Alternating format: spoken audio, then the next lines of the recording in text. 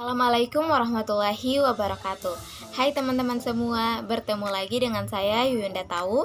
Pada video kali ini kita akan belajar mengenai teks prosedur dan bagaimana langkah-langkah membuat teks prosedur. Teman-teman, jadi kita harus tahu terlebih dahulu apa pengertian dari teks prosedur. Jadi, teks prosedur adalah teks yang menjelaskan cara membuat sesuatu atau tahapan mengenai pembuatan sesuatu. Nah, tujuan dari teks prosedur ini adalah untuk menjelaskan kepada pembaca bagaimana sesuatu itu dibuat melalui langkah-langkah atau menjelaskan bagaimana sesuatu dilakukan ataupun dibuat. Pun tahapan dalam membuat teks prosedur yaitu yang pertama tujuan. Jadi tujuan dari teman-teman membuat teks prosedur ini adalah untuk apa? Untuk menjelaskan atau memberitahukan cara membuat apa, seperti itu. Nah, yang kedua, material atau bahan.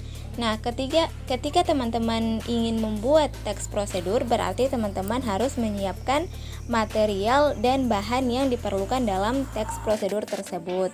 Contohnya ketika teman-teman membuat teks prosedur mengenai langkah membuat mie instan, makanya teman-teman harus memiliki material atau bahan berupa mie yang dimana teman-teman akan menjelaskan cara memasak, cara membuatnya.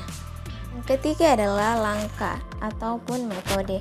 Nah, cara di sini terdapat beberapa langkah dalam membuat teks prosedur. Yang pertama, teman-teman harus mencari ide atau topik yang ingin ditulis menjadi teks prosedur.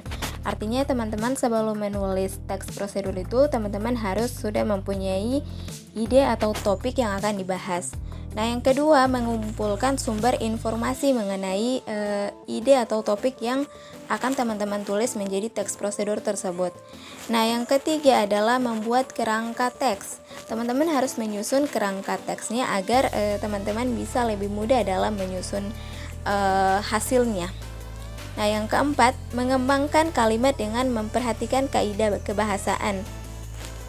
Jadi, teman-teman pada langkah keempat ini teman-teman harus tahu bahwa teks prosedur itu banyak menggunakan kalimat perintah. Jadi ketika membuat teks prosedur harusnya teman-teman lebih tahu bahwa dalam teks prosedur itu lebih menggunakan kalimat perintah.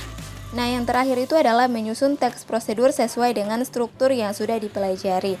Artinya tadi sudah diberikan langkah-langkahnya, makanya teman-teman ketika menyusun teks prosedur itu harus sesuai dengan struktur yang sudah teman-teman pelajari.